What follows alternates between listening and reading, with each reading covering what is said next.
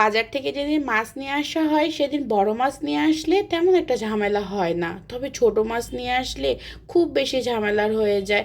আর এখন তেমন একটা এত প্রেশার নিতে ইচ্ছে করে না, ছোট মাছ নিয়ে আসলে তো অনেক সময়ের ব্যাপার, মানে অনেক অনেক অনেক কিছু। যাই হোক, যারা মানে রান্না বান্না করেন তারা তো অবশ্যই জানবেন।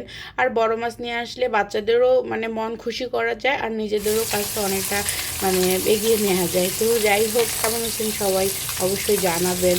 তো বাইরে তো অনেক বৃষ্টি, এই তো দুপুরে রান্না বান্না শুরু হয়েছে, তবে মাছ অনেক মানে মাছটা অনেক বড়ই ছিল, মাছটা গুছাতে অনেক সময় লেগেছে, তাই আর কি মাছটা ভেজেই শুধু রেখেছি। আর মাছ যেদিন নিয়ে আসে সেদিন টাটকা মাছটা কিন্তু আমাকে রান্না করতেই হবে, মানে টাটকা মাছটা খেতে না অন্যরকম একটা স্বাদ থাকে, যেটা ফ্রিজে রাখার পরে মনে হয় মানে পাওয়া যায় না।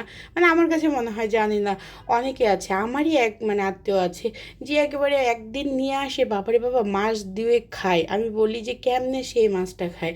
তো যাই হোক, আমি তার মুখের উপরেই বলি, সে হাসে, বলে উপায় নেই।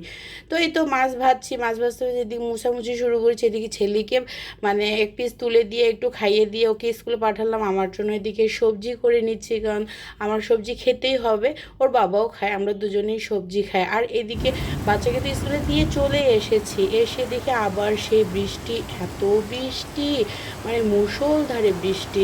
মানে আসলে বৃষ্টির দিনগুলোতে না অনেক কষ্ট হয়ে যায়, রেইনকোট দেই তারপরেও বাচ্চাদের বই ভিজে, জুতা ভিজে, মানে ড্রেস ভিজে, মানে কত আর সামাল দেওয়া যায় বলেন তো। আমার জন্য একটু দোয়া রাখবেন তো সবাই, খুব কষ্ট হয়ে যাচ্ছে, আর পেজটাও ছাড়তে পারতেছি না, এদিকে পেজ রাখবো না কি করব।